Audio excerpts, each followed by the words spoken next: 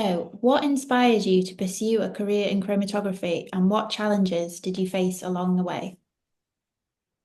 So I guess I kind of fell into chromatography a bit by accident.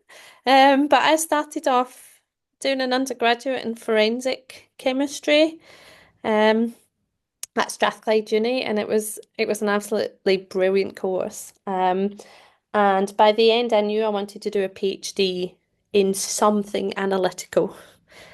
Didn't necessarily have to be chromatography. And so I went to around six different places. And the PhD that really grabbed my attention was on two-dimensional gas chromatography. And at that time, um, I'd never heard of that. It wasn't something that was ever mentioned at our undergraduate level. Um, and it was in atmospheric chemistry, which again was something I'd never even thought about. And I got that PhD and ended up absolutely loving it.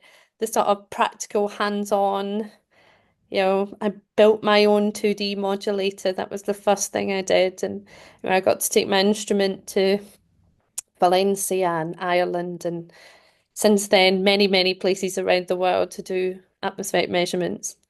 Um, and I just really love that sort of building instruments, developing methods, and then sort of seeing your results at the end. It's like often, certainly with 2D GC, it's often like trying to find a needle in a haystack. Um, and that's a really useful thing. In terms of challenges, um, some of them we've already discussed. So going to my first conferences, I often went alone, again without my supervisor, and felt quite sort of not like the other people at those conferences. I think it's probably a little bit different now for younger women coming into those conferences. And then of course the other challenge is just being a woman and having children and taking 2 years out of your life and working part-time for a long time. And it takes a degree of resilience, I think, to get through that. So for me, I went a slightly different route. So again, I fell into chromatography.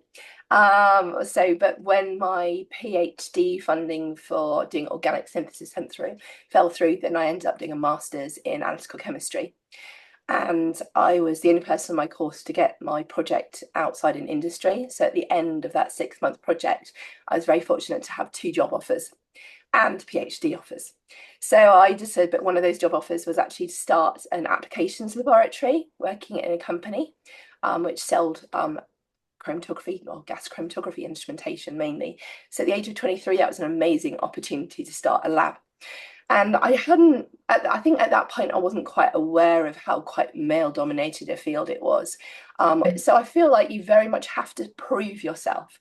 It doesn't matter what your job title is, what you've done or anything, you've got to prove yourself so much more than probably men in the same, sort of a similar age with a similar experience.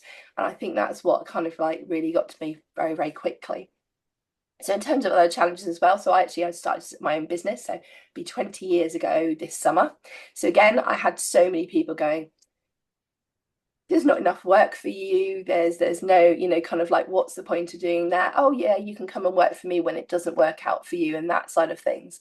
But yeah, and again, that's proving that, you can work hard. And of course, again, being women and wanting to have family. So I kind of did it the other, another way around. So I started my business and then I had children. And then I did my PhD part-time while running a business and having children within 18 months because I ended up having twins as well. So that was all a very, very crazy time. So lots and lots of juggling, lots of traveling as well. So I still do a lot of traveling.